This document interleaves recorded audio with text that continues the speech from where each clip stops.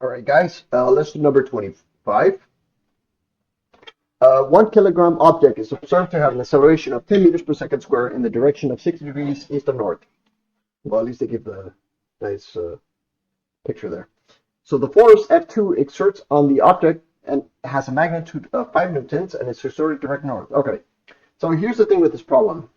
So they give more information than needed on this particular one. So there's two ways of solving this. They do give the incline, but let's just pretend that I'm going to just solve it based on this. So let's say that the acceleration is 10 meters per second square. So that means that F is going to have some component there. And we don't know what F2 and F1 is. So F1, this is going to be the resulting force. So these are just the components. So let me. All right. So you have F2, you have F1 and F2. And the resulting force is going to be this right here. So, but they do give the angle. They say that this is specifically 60 degrees. So that's 60 degrees. And then there's this other case where they give F2 and F1. And the reason why I'm solving it this way is because this question is a bit strange. All right, so let's pretend that we don't know what this, or yeah, let's just pretend that we don't know what F1 and F2 is, but they give the angle, and the angle is 60 degrees.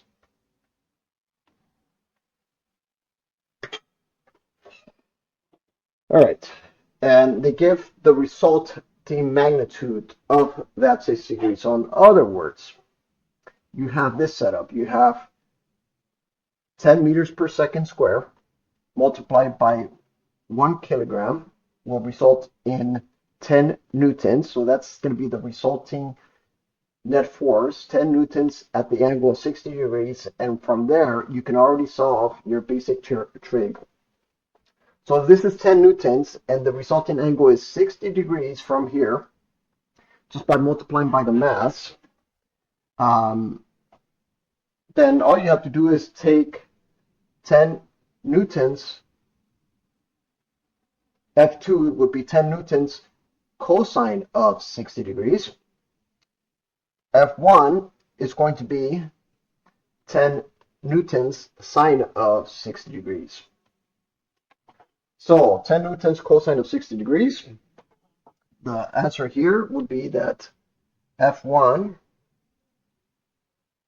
is going to be, I'm getting mixed up here. I'm like staring at my screen and my calculator, so it's kind of hard to keep concentrate here. So F2, F2 is the one with the cosine, right? Yeah. Yeah, it is. Okay, so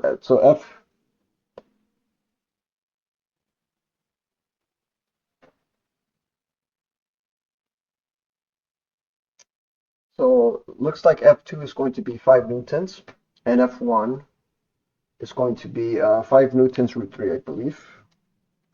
Yeah, 5 root 3 newtons.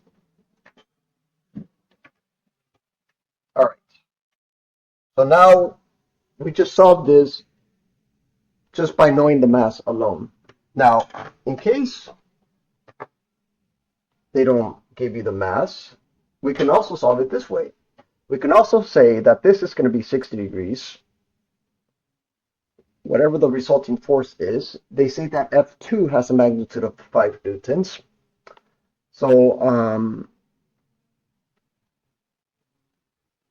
so from there, so on this case, you have your two traits. You have your two answers. All you need is an angle and a length. Here, it's kind of the same scenario. You have an angle and a length. But notice right here that if this is going to be 60 degrees, 5 newtons, then this would be have to be 5 root 3. So this would have to be 8.67 newtons for this to match. So I don't know how to answer it, to be honest, folks. But I mean, this is pretty easy, but for some reason it's blue. So apparently students are struggling with their SOHCAHTOA. I don't know why, folks. Apparently everybody's retarded these days. Anyways, folks, I hope you guys enjoy.